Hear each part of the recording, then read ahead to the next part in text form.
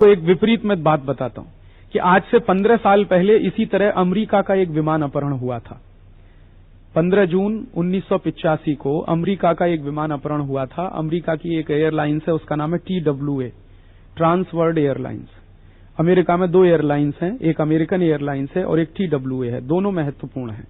तो TWA airlines का एक विमान अपहरण हुआ 15 जून 1985 को, और उसका अपहरण किसने किया? लीबिया नाम का एक देश है, वहां पर कुछ आतंकवादी संगठन हैं, उनमें से एक संगठन ने विमान का अपहरण कर लिया और उसको अपहरण करके वो ले गए त्रिपोली नाम का एक शहर है, वहां पर ले जाके विमान खड़ा कर दिया।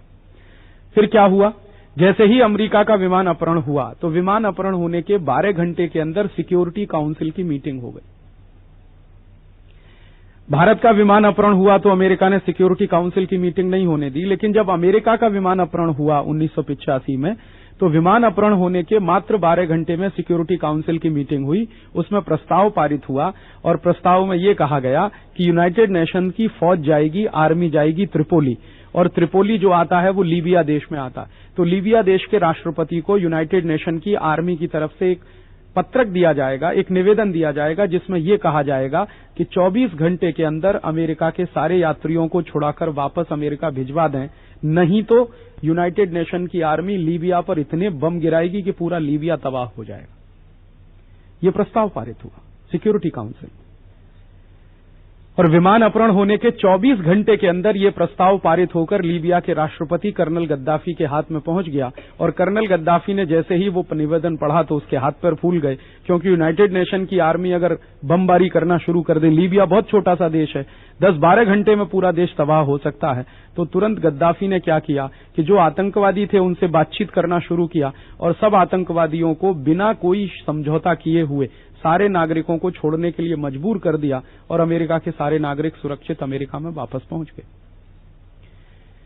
तो अमेरिका का अपना विमान अपहरण होता है तो अमेरिका सिक्योरिटी काउंसिल की मीटिंग बुला लेता है, 12 घंटे में सब काम करा देता है, तब छुट्टी की परेशानी नहीं आती है। भारत का विमान अपहरण होता है तो अमेरिका के राष्ट्रपति को लगता है कि मीटिंग हो नहीं सकती, क्योंकि छुट्टी है, क्रिसमस की छुट्टी। और मैं आपको जानकारी ये दे दूं कि सिक्योरिटी काउंसिल में कोई छुट्टी नहीं होती है, वो 25 दिसंबर हो या 1 जनवरी हो, सिक्योरिटी काउंसिल रात दिन काम करती है, क्योंकि यूनाइटेड नेशंस की सिक्योरिटी काउंसिल इमरजेंसी काम के लिए ही बनाई गई है।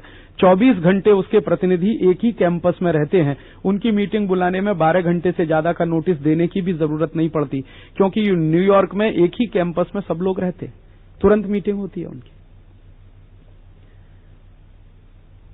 अमेरिका ने क्या आपके साथ किया, वो इससे बड़ा सबूत आपको मिला। और भारत सरकार क्या करती रही?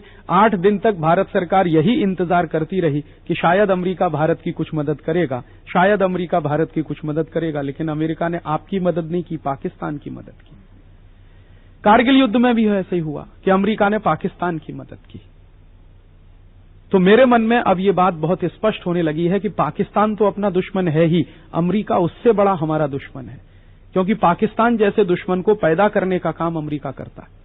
ये पाकिस्तान में जितने आतंकवादी पलते हैं ना, जिनके संगठन चलते हैं, सबको पैसा अमेरिका से आता है।